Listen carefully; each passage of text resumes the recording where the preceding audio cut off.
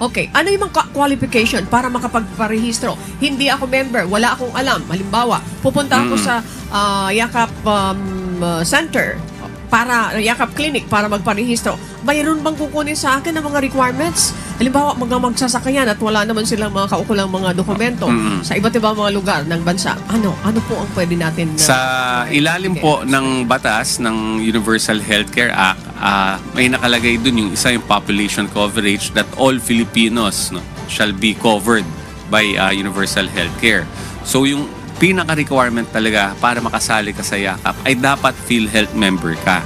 Kasi ang importante dito, hihingiin lagi sa'yo ng Yakap facility yung iyong PhilHealth ID number. And the only way na makakuha ka ng PhilHealth ID number, dalawang paraan. It's either magpa-member ka or ikaw as a qualified dependent ay dapat ma-declare ka ng iyong magulang as a dependent.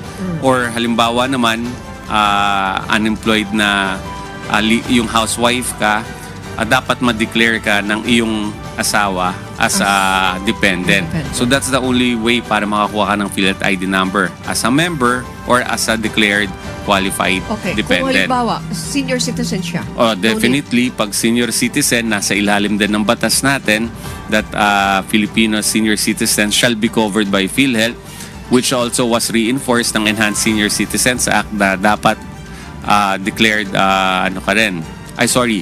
covered ka ng PhilHealth. So yung ating mga senior citizen, kung hindi na po sila, kung kung retirado na o pensionado, or even they are unemployed pero senior citizen sila, they have to register themselves as a PhilHealth senior citizen member. Okay.